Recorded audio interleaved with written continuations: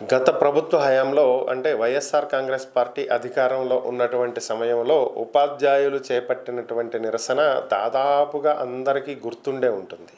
So ఉపాధ్యాయులు ఎవరు కూడా విజయవాడలోకి ఎంటర్ అవ్వకూడదు అని చెప్పి రోడ్డు రైలు మార్గాలలో విజయవాడకు నలువైపులా ఉన్నటువంటి ఎంట్రన్స్లలో భారీ స్థాయిలో పోలీసుల్ని మోహరించి తనిఖీలు జరిపినా కూడా వేషాలు మార్చుకుని రకరకాల వేషాల్లో రకరకాల పద్ధతుల్లో విజయవాడకు చేరుకుని బీఆర్టీఎస్ రోడ్లో భారీ ధర్నాని నిర్వహించి సక్సెస్ చేసి చూపించారు ఉపాధ్యాయులు. సో ఇలాంటి ధర్నా మరొకటి జరిగేటువంటి అవకాశం ఉంది.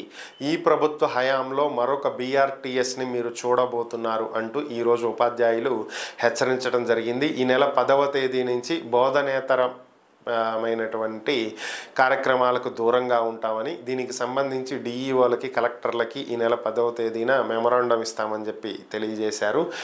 అలానే GST 2.0 వంటి రాజకీయ కార్యక్రమాలని ప్రభుత్వ పాఠశాలల్లో నిర్వహించవద్దు, అసలు పాఠశాలల్లో నిర్వహించడానికి అనుమతి ఇవ్వము అని చెప్పి తేల్చి చెప్పడం జరిగింది. మేము పాఠాలు చెప్తాం, మా పిల్లలకు భోజనం పెడతాం, ఇంతకు మించి బోధనేతర పనులు ఏవి కూడా మేము నిర్వహించం అని చెప్పి తేల్చి చెప్పడం జరిగింది.